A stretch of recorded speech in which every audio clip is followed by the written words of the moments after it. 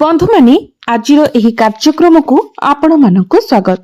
आजिर एही कार्यक्रमटी धनु राशि व्यक्ति विशेष मानक पई बहुत गुरुत्वपूर्ण अटे, कारण एही एप्रिल मासरे आपणक जीवन रे किछि बड़ परिवर्तन हेबाकु जाउछि।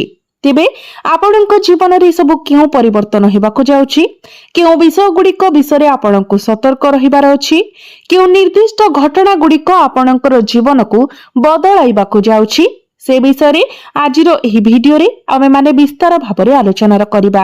एहा व्यतीत केउ व्यक्ति मानक ठारो आपण दूरेई रहिबा उचित एवं आपणकर सफलता पाइबा पई आपण केउ सब कार्य करिबा उचित से विषय रे मध्ये जानिबा।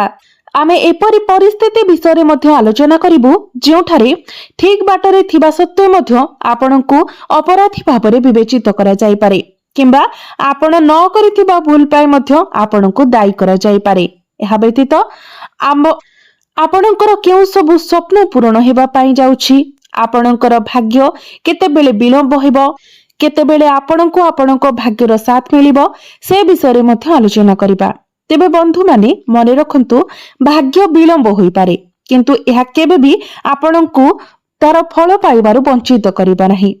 तो बंधु माने एही एप्रिल 2026 आपणको पई एक सौभाग्यर मास हिबो। आपण किछि नूतन एवं अप्रत्याशित परिवर्तन देखिबाकू पाइबे। प्रथमे आसंतु एही एप्रिल मासरे आपणको पई ग्रह मानकर गोचर किभଳି रहुछि से विषय जानिबा। राहु एवं बुध आपणकर तृतीय भावरे अछंती, मंगल आपणकर चतुर्थ भावरे गोचर करूछंती, शुक्र आपणकर पंचम भावरे गोचर करूछंती एवं गुरु आपणकर सप्तम भावरे गोचर करूछंती। एहा व्यतीत केतु आपणकर एकादश भावरे गोचर करूछंती। 11 एप्रिल रे बुध मीन राशि रे प्रवेश करिवे, 14 एप्रिल को सूर्य मेष राशि रे प्रवेश करिवे एवं 19 एप्रिल को शुक्र वृष राशि रे प्रवेश करिवे। काल पुरुषर कुंडली मध्यरे ग्रहर गति एवं सेमानकर स्थिति बुझिबा परे एप्रिल मासरे आपण आपणक पई केउ परिवर्तन आशा करि परिबे। प्रथमे आसंतु मार्च मास को देखिबा। मार्च मासरे आपण विभिन्न असुविधा एवं प्रतिघातर सम्मुखीन होइथिबे। आपण गुरुत्वपूर्ण मानसिक चापर सम्मुखीन होइथिबे। बहुत कम कार्य हासिल करिबा समय अधिक चिंता करिथिले। आपणकर मन अस्थिर रहुथिला। आपण विश्वासघात किंबा भाव प्रवणतार शिकार होइथिले। संभवतः बंधु किंबा सहकर्मी हातरे जहा विवादर कारण होइथिला। आपणकर किछि कार्य संभवतः असंपूर्ण रहि जाइथिला। आपण जहा करिबाकू स्थिर करिथिले ताहा पूर्ण करि पारि नथिले एवं आपणकर योजना सफल होई नथिला। आपण हुएत आर्थिक असुविधार सम्मुखीन होइथिले। आपणकर आय ह्रास पाइथिबा बेले खर्च वृद्धि पाइथिला एवं आपणकर संपत्ति रे मध्य समस्या देखा देइथिला। विशेष करी मार्च मासरे आपण अनुभव करिथिबे जे अन्य मानक उपरे अत्यधिक विश्वास रखिबा एक भूल थिला। सेही लोक माने जे मानक आपण सबुठारु अधिक विश्वास करिथिले एवं जे मानक प्रति आपण आपणकर समय शक्ति एवं अन्य सब किछि उत्सर्ग करिथिले, से माने ही शेषरे आपणक सहित विश्वासघातकता करिथिले। एही विश्वासघातकता आपणको प्रचुर मानसिक चाप एवं अधिक चिंता देइथिला, जहा आपणको सठिक निष्पत्ति नेबारो बाधा देइथिला। आपणकर मन अस्थिर थिला एवं आपण विशेष भाबरे आपणकर निकटतम लोकंक आपणकर कार्य क्षेत्र रे आपणकर घनिष्ठ बंधु किंबा सहकर्मीक हातरे भाव प्रवण जंत्रणा भोग करिथिले। मार्च मासर संपूर्ण मास संभवतः एही समस्त उत्तेजना एवं चिंता मध्यरे बीती जाइथिला। जदि आपण एही वर्णना को सठिक बोली भाबुछंती, मार्च मासरे आपण जहा अनुभव करिथिले ताहा वास्तव रे सत्य अटे, तेबे कमेंट बॉक्स रे हमकु सत्य बोली लिखि जणांतु। बंधु माने धनु राशि व्यक्ति विशेष मानक मध्यरे एक स्वतंत्र स्वभाव अछि। आपण जने सत्य संधानकारी जे धार्मिक पथरी चालिबाकू पसंद करंती। लोक माने प्रायतः आपणक आडको देखंती एवं आपणकर नेतृत्व को अनुसरण करंती। ଆପଣ ତୀବ୍ର ଧ୍ୟାନ ଏବଂ ଦୃଢ ନିଷ୍ଠାର ସହିତ ଆପଣଙ୍କର କାର୍ଯ୍ୟକୁ ଆଗ୍ରହ କରନ୍ତି। ଆପଣଙ୍କର ଆକାଂକ୍ଷାକୁ ସଫଳ କରିବାକୁ ଚେଷ୍ଟା କରନ୍ତି। ଆପଣ ଜଣେ ସ୍ୱାଧୀନ ଚିନ୍ତାଶୀଳ ବ୍ୟକ୍ତି ଏବଂ ଦୟାଳୁ ସ୍ୱଭାବର। ଯେତେବେଳେ ଆପଣ କାହାକୁ ବିପଦରେ ପଡିଥିବାର ଦେଖନ୍ତି, ଆପଣ ପ୍ରଥମେ ଆଗକୁ ଆସି ସାହାଯ୍ୟ କରନ୍ତି। ଆପଣ ଜଣେ ଦୂରଦୃଷ୍ଟି ସମ୍ପନ୍ନ, ଜଣେ ସ୍ୱପ୍ନଦର୍ଶୀ, ଯାହାଙ୍କ ପାଖରେ ସେହି ସ୍ୱପ୍ନ ଗୁଡ଼ିକୁ ବାସ୍ତବତାରେ ପରିଣତ କରିବାର ଆଭ୍ୟନ୍ତରୀଣ ଶକ୍ତି ଅଛି। ଆପଣଙ୍କର ପ୍ରକୃତ ଶକ୍ତି ଆପଣଙ୍କ ଭିତରେ ନିହିତ ଅଛି। ଆପଣଙ୍କର ବାହ୍ୟ ଦୃଶ୍ୟ କିମ୍ବା ପରିସ୍ଥିତି ଆପଣଙ୍କ ଆଭ୍ୟନ୍ତରୀଣ ସ୍ୱଭାବର ଶକ୍ତି ଅପେକ୍ଷା ଗୁରୁତ୍ୱପୂର୍ଣ୍ଣ ନୁହେଁ। ତଥାପି ଆପଣଙ୍କର ଗୋଟିଏ ଗୁରୁତ୍ୱପୂର୍ଣ୍ଣ ତ୍ରୁଟି ମଧ୍ୟ ଅଛି। ଆପଣ ଅନ୍ୟମାନଙ୍କ ଉପରେ ଅତି ସହଜରେ ବିଶ୍ୱାସ କରନ୍ତି ଏବଂ ସମସ୍ତଙ୍କୁ ସରଳତା ଏବଂ ବିଶ୍ୱାସର ଚକ୍ଷୁ ମାଧ୍ୟମରେ ଦେଖନ୍ତି। ଏହି ଭୁଲଟି ହିଁ ଆପଣଙ୍କୁ ପ୍ରାୟତଃ ଅନେକ ସମୟରେ ଦୁଃଖ ଦେଇଥାଏ। ଫଳସ୍ୱରୂପ ଆପଣ ଆପଣଙ୍କର ସମସ୍ତ ବ୍ୟକ୍ତିଗତ ବିଷୟ, ଯେପରିକି ଆପଣଙ୍କର ଆର୍ଥିକ ରୋଜଗାର, ଆୟ ବିବରଣୀ ଏବଂ ଆପଣଙ୍କର ଜୀବନରେ ଘଟୁଥିବା ବିଭିନ୍ନ ସୁଖ ଏବଂ ଦୁଃଖ ଅନ୍ୟମାନଙ୍କ ସହିତ ବାଣ୍ଟିବାକୁ ପ୍ରବୃତ୍ତ ହୁଅନ୍ତି। ଦୁର୍ଭାଗ୍ୟବଶତଃ ଆପଣ ଯେଉଁମାନଙ୍କ ସହିତ ଏହି ସବୁ କଥା ଗୁଡ଼ିକ କହିଥାନ୍ତି, ପ୍ରାୟତଃ ସେମାନେ ହିଁ ଆପଣଙ୍କର ଦୁର୍ବଳତାର ସୁଯୋଗ ନିଅନ୍ତି। ଏହି ବାସ୍ତବତାକୁ ଦୃଢ ଭାବରେ ମନେ ରଖନ୍ତୁ, କାରଣ ଏହା ଆପଣଙ୍କ ଜୀବନର ଗତିପଥରେ ଏକ ପୁନରାବୃତ୍ତିତ୍ମକ ଢାଞ୍ଚା। ଯଦି ଆପଣ ଅନୁଭବ କରୁଛନ୍ତି ଯେ ଏହି କଥା ଗୁଡ଼ିକ ଆପଣଙ୍କ ପାଇଁ ସତ୍ୟ, ତେବେ କମେଣ୍ଟ ବକ୍ସରେ ନିଶ୍ଚୟ ଲେଖନ୍ତୁ। ଧନୁରାଶିର ସ୍ୱଭାବର ଏହି ବର୍ଣ୍ଣନା ଆପଣଙ୍କର ନିଜର ବ୍ୟକ୍ତିତ୍ୱକୁ ସଠିକ ଭାବରେ ପ୍ରତିଫଳିତ କରୁଛି କି ନାହିଁ ଆମକୁ ଜଣାନ୍ତୁ। ଏବେ ଆସନ୍ତୁ ଆମେ ଏପ୍ରିଲ ମାସକୁ ଧ୍ୟାନ ଦେବା। ଏହି ମାସରେ ଭାଗ୍ୟର ଦ୍ୱାର ଆପଣଙ୍କ ପାଇଁ ଖୋଲା ହେବାକୁ ଯାଉଛି। ଏହା ଆପଣଙ୍କର ଜୀବନରେ ନୂତନ ଉଦ୍ୟମ ଏବଂ ସୁଯୋଗର ଆରମ୍ଭକୁ ସଂକେତ ଦେଉଛି। ଏହି ସମୟ ମଧ୍ୟରେ ଆପଣଙ୍କର 3ଟି ପ୍ରିୟ ସ୍ୱପ୍ନ ସାକାର ହେବାକୁ ଯାଉଛି। ଆପଣଙ୍କର କାର୍ଯ୍ୟକ୍ଷେତ୍ରରେ, ଆପଣଙ୍କର ସରକାରୀ କ୍ଷେତ୍ର ହେଉ, ବେସରକାରୀ କ୍ଷେତ୍ର ହେଉ କିମ୍ବା ଅନ୍ୟ କୌଣସି କ୍ଷେତ୍ରରେ ଆପଣ କାମ କରନ୍ତୁ, ଆପଣ ଗୁରୁତ୍ୱପୂର୍ଣ୍ଣ ସଫଳତା ପାଇବାକୁ ଯାଉଛନ୍ତି। ଯଦିଓ ଆପଣ ଆପଣଙ୍କର କର୍ମକ୍ଷେତ୍ରରେ ଦ୍ୱନ୍ଦ୍ୱ କିମ୍ବା ପ୍ରତିବନ୍ଧକର ସମ୍ମୁଖୀନ ହେଉଛନ୍ତି, ତେବେ ବି ଆପଣଙ୍କୁ ପଦୋନ୍ନତି ଏବଂ ଉନ୍ନତିର ସୁଯୋଗ ଆସିବ। ଯେଉଁମାନେ ବର୍ତ୍ତମାନ ବେକାର ଅଛନ୍ତି କିମ୍ବା ପରିବର୍ତ୍ତନ ଖୋଜୁଛନ୍ତି, ସେମାନଙ୍କ ପାଇଁ ଏହି ମାସଟି ଉତ୍କୃଷ୍ଟ ସମ୍ଭାବନା ଆଣିବ। ଆପଣ ଆୟର ନୂତନ ଉତ୍ସ ଆବିଷ୍କାର କରିପାରିବେ କିମ୍ବା ଏକ ଆଗ୍ରହୀ ଚାକିରି ପାଇପାରିବେ। ଆପଣ ଯେକୌଣସି ଲକ୍ଷ୍ୟ ହାସଲ କରନ୍ତୁ, ଆପଣ ଯେକୌଣସି ପ୍ରୟାସ କରନ୍ତୁ କିମ୍ବା କଠିନ ପରିଶ୍ରମ କରନ୍ତୁ, ନିଃସନ୍ଦେହରେ ଆପଣ ଆପଣଙ୍କର ଆଶା ଠାରୁ ବହୁ ଅଧିକ ପୁରସ୍କାର ପାଇବେ। ବିଶେଷ କରି ଏହି ମାସ ଆର୍ଥିକ ଲାଭର ପ୍ରତିଶ୍ରୁତି ଦିଏ। ଟଙ୍କା ରୋଜଗାର ସହ ଜଡ଼ିତ ଯେକୌଣସି ସମସ୍ୟା ସମାଧାନ ହେବ। ଆୟର ନୂତନ ଉତ୍ସ ଆପଣଙ୍କୁ ମିଳିଯିବ। ଆପଣ ନୂତନ ଶିକ୍ଷା ସୁଯୋଗର କିଛି ବାଟ ପାଇପାରନ୍ତି କିମ୍ବା ଅନ୍ୟମାନଙ୍କର ପରାମର୍ଶ ଏବଂ ପ୍ରେରଣା ମାଧ୍ୟମରେ ନୂତନ ଅନ୍ତର୍ଦୃଷ୍ଟି ପାଇପାରନ୍ତି। ଏହା ବ୍ୟତୀତ ବର୍ତ୍ତମାନ ଆପଣଙ୍କର ସମ୍ପର୍କକୁ ପ୍ରଭାବିତ କରୁଥିବା ଯେକୌଣସି ଫାଟ କିମ୍ବା ବିବାଦ, ବିଶେଷ କରି ପରିବାର ବର୍ଗ ମଧ୍ୟରେ ଭାଇ ଭଉଣୀ କିମ୍ବା ପିତାମାତାଙ୍କୁ ନେଇ ଏହି ମାସରେ ସମାଧାନ ହେବ। ଆପଣ ସମ୍ମୁଖୀନ ହେଉଥିବା ଯେକୌଣସି ଘରୋଇ ଦ୍ୱନ୍ଦ୍ୱ କିମ୍ବା ସମସ୍ୟା ଦୂର ହୋଇଯିବ ଏବଂ ଆପଣଙ୍କର ସମ୍ପର୍କ ମଜବୁତ ହେବ। ଆଗାମୀ ମାସକୁ ଆଗକୁ ନେବା ସମୟରେ ଏହି ବିନ୍ଦୁ ଗୁଡ଼ିକୁ ମନେ ରଖନ୍ତୁ। ଦୟାକରି ଏପ୍ରିଲର ଏହି ତାରିଖ ଗୁଡ଼ିକ ନୋଟ୍ କରନ୍ତୁ। 7, 11, 15, 24 ଏବଂ 29 ଏହି ତାରିଖ ଗୁଡ଼ିକୁ ମନେ ରଖନ୍ତୁ କିମ୍ବା ଲେଖି ରଖନ୍ତୁ, କାରଣ ଏହି ଦିନ ଗୁଡ଼ିକରେ ଆପଣ ପ୍ରଚୁର ଲାଭ ଦେଖିବାକୁ ପାଇବେ।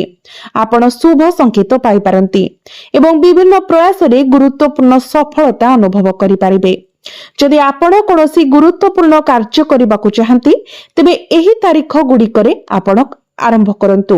ତଥାପି ଯଦି ଆପଣ ଏକ ବଡ଼ ନିବେଶର ଯୋଜନା କରୁଛନ୍ତି, ତେବେ ପ୍ରଥମେ ଆପଣଙ୍କର ବ୍ୟକ୍ତିଗତ ଜନ୍ମକୁଣ୍ଡଳୀ ପରାମର୍ଶ କରିବା ଉଚିତ। ଏହା ନିଶ୍ଚିତ କରନ୍ତୁ ଯେ ବର୍ତ୍ତମାନ ଆପଣଙ୍କୁ ପ୍ରଭାବିତ କରୁଥିବା କୌଣସି ନିର୍ଦ୍ଦିଷ୍ଟ ଗ୍ରହ ଦଶା ମହାଦଶା ଆପଣଙ୍କ ଯୋଜନାରେ ଯେମିତି ବାଧା ସୃଷ୍ଟି ନ କରେ। ଏକ ସତର୍କତା ଯାହା ଏକ ସାଧାରଣ ମାସିକ ରାଶିଫଳର ପରିସର ବାହାରେ। ତଥାପି ସାଧାରଣ ପୂର୍ବାନୁମାନ ଉପରେ ଆଧାର କରି ଏପ୍ରିଲରେ ଏହି ନିର୍ଦ୍ଦିଷ୍ଟ ତାରିଖ ଗୁଡ଼ିକ ସକାରାତ୍ମକ ବିକାଶ ଏବଂ ଉନ୍ନତି ପାଇଁ ଆପଣଙ୍କୁ ସୁଯୋଗ ପ୍ରଦାନ କରୁଛି। ଏହି ମାସରେ ଆପଣ 5ଟି ଭଲ ଖବର ପାଇବାର ଆଶା କରିପାରିବେ, ଯାହା କ୍ୟାରିୟରର ଉନ୍ନତି, ଆର୍ଥିକ ପ୍ରବାହ ବୃଦ୍ଧି, ପାରିବାରିକ ଖୁସିରେ ବୃଦ୍ଧି ଏବଂ ନୂତନ ସୁଯୋଗ ସହିତ ଜଡ଼ିତ। ଯାତ୍ରା ପାଇଁ ଦୃଢ ସଂକେତ ମିଳୁଛି।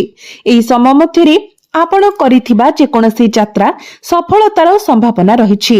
ଅନ୍ୟାନ୍ୟ ବିଭିନ୍ନ ଦିଗ ଉପରେ ଆଲୋଚନା କରିବା। ଏପ୍ରିଲରେ ଆପଣଙ୍କର ପ୍ରେମ ଜୀବନ ସମ୍ପର୍କରେ ବିଦ୍ୟମାନ ସମ୍ପର୍କ ମଜବୁତ ହେବ ଏବଂ ଭୁଲ ବୁଝାମଣା ସମାଧାନ ହେବ।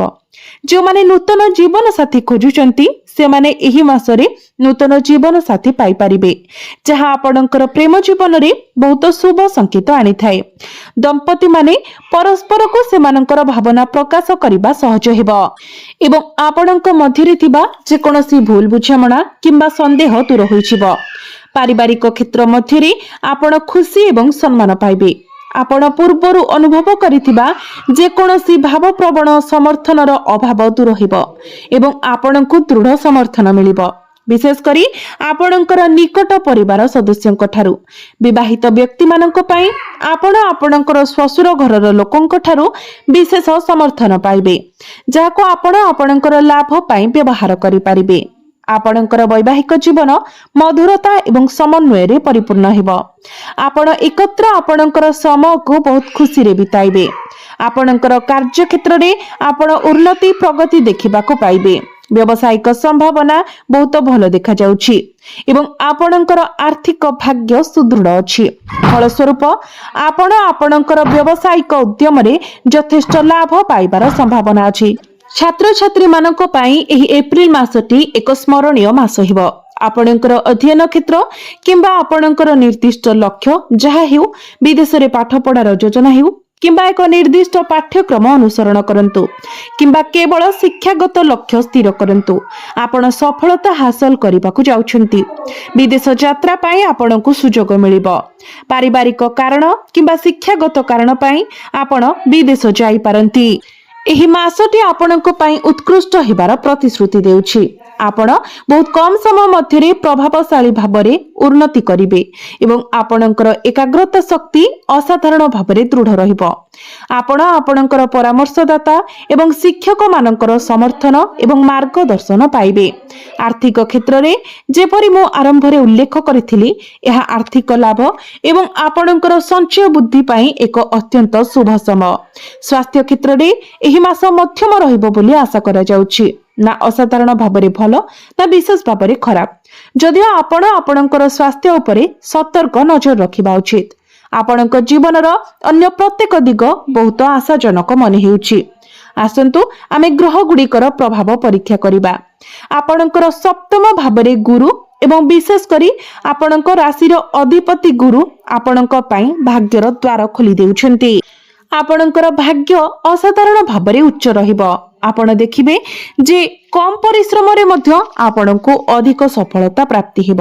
ଏହା ବ୍ୟତୀତ ଏପ୍ରିଲ 14 ତାରିଖ ପରେ ଆପଣ ଚତୁର୍ଥ ଭାବରେ ସୂର୍ଯ୍ୟଙ୍କର ଗୋଚର ହେତୁ ଯେତେବେଳେ ସୂର୍ଯ୍ୟ ମେଷ ରାଶିରେ ପ୍ରବେଶ କରିବେ ତ ଆପଣଙ୍କୁ ବିଶେଷ ସମ୍ମାନ ପ୍ରାପ୍ତି ହେବ। ଆପଣ ଆପଣଙ୍କର ସାମାଜିକ ପରିସର ଏବଂ ସମ୍ପ୍ରଦାୟ ମଧ୍ୟରେ ମାନ ସମ୍ମାନ ପ୍ରାପ୍ତି କରିବେ। ଶନି ମଧ୍ୟ ଆପଣଙ୍କର ଚତୁର୍ଥ ଭାବରେ ମଙ୍ଗଳ ଏବଂ ସୂର୍ଯ୍ୟଙ୍କ ସହିତ ଗୋଚର କରୁଥିବାରୁ ଆପଣଙ୍କୁ ଆପଣଙ୍କ ପରିଶ୍ରମର ସମ୍ପୂର୍ଣ୍ଣ ଫଳ ମିଳିବ। ଆପଣ ଯେକୌଣସି ପ୍ରୟାସ ନିଃସନ୍ଦେହରେ 2 ଗୁଣ କିମ୍ବା 4 ଗୁଣ ଲାଭ ପ୍ରାପ୍ତି କରିବେ। ଆପଣଙ୍କର ଭାଗ୍ୟ କାରକ ଉଚ୍ଚ, ଯାହା ନିଶ୍ଚିତ କରେ ଯେ ଆପଣ ଆପଣଙ୍କର କଠିନ ପରିଶ୍ରମରୁ ସର୍ବାଧିକ ଲାଭ ଏବଂ ସଫଳତା ପାଇବେ। ମଙ୍ଗଳଙ୍କର ପ୍ରଭାବ ମଧ୍ୟ ଅତ୍ୟନ୍ତ ଅନୁକୂଳ। ଏହି ଗ୍ରହ ଦ୍ୱାରା ନିୟନ୍ତ୍ରିତ କ୍ଷେତ୍ରରେ ଲାଭ ଏବଂ ସଫଳତାର ପ୍ରତିଶ୍ରୁତି ଦେଉଛି। ଯେହେତୁ ମଙ୍ଗଳ ଅଗ୍ନି ତତ୍ତ୍ୱର ଗ୍ରହ ଏବଂ ଶନିଙ୍କ ସହିତ ଗୋଚର କରୁଛନ୍ତି, ତ ମାନସିକ ଦ୍ୱନ୍ଦ୍ୱ କିମ୍ବା ବିଚାରରେ ତ୍ରୁଟି ହେବାର ସାମାନ୍ୟ ସମ୍ଭାବନା ଅଛି। ଆପଣଙ୍କୁ ଭୁଲ କରିବା, ଅନୁପଯୁକ୍ତ କଥା କହିବା କିମ୍ବା କାର୍ଯ୍ୟ କରିବା କୌଣସି ଲାଭ ପ୍ରତି ପ୍ରଲୋଭିତ ହେବା ବିରୁଦ୍ଧରେ ସତର୍କ ରହିବାକୁ ପଡ଼ିବ। ଏହି ବିଷୟ ଗୁଡ଼ିକୁ ସତର୍କତାର ସହ ଅବଲମ୍ବନ କରନ୍ତୁ, ଅନ୍ୟଥା ଜୀବନର ଅନ୍ୟ ପ୍ରତ୍ୟେକ କ୍ଷେତ୍ର ଆପଣଙ୍କ ପାଇଁ ଅତ୍ୟନ୍ତ ଶୁଭ ରହିବ। ଏହା ଶିକ୍ଷା ଏବଂ ବ୍ୟବସାୟ ପ୍ରୟାସ ପାଇଁ ଏକ ବିଶେଷ ଅନୁକୂଳ ସମୟ। ଯାତ୍ରା ମଧ୍ୟ ଶୁଭ ପ୍ରମାଣିତ ହେବ। ଆପଣ କରୁଥିବା ପ୍ରତ୍ୟେକ ଯାତ୍ରା ସଫଳ ହେବ। ଶେଷରେ ଏବେ ଆସନ୍ତୁ ଜାଣିବା କିଛି ପ୍ରତିକାର ବିଷୟରେ, ଯେଉଁ ପ୍ରତିକାର ଗୁଡ଼ିକ କରିବା ଦ୍ୱାରା ଆପଣଙ୍କୁ ଅଧିକ ମାତ୍ରାରେ ଶୁଭ ଫଳ ପ୍ରାପ୍ତି ହେବ ଏବଂ ଯାହା ସବୁ ଅଶୁଭତ୍ୱ ରହୁଛି ସେଗୁଡ଼ିକ ଖଣ୍ଡନ ହୋଇଯିବ। तो सेथिपाई आपण प्रत्येक गुरुवार दिन हळदीर दान करंतु। प्रत्येक संध्यारे आपण निजर पूजा घरे एवं वृंदावतीଙ୍କ निकटरे घियर दीप जाळंतु। प्रत्येक दिन तुलसी गछ मूलरे जल अर्पण करंतु, केवल रविवार व्यतीत।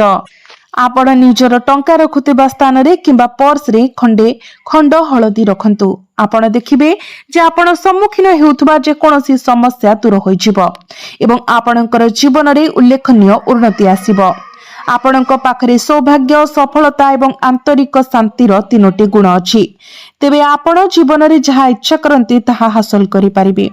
जदिओ सफलता केतेक समय सामान्य विलंब रे आसी पारे, तथापि जेहेतु ब्रह्मांड स्वभावतः न्यायपूर्ण, वर्तमान आपण सम्मुखीन हेउथबा जे कोनोसी कष्ट शेष रे दूर होई जिवो, जहा भल समय को बाट देबो।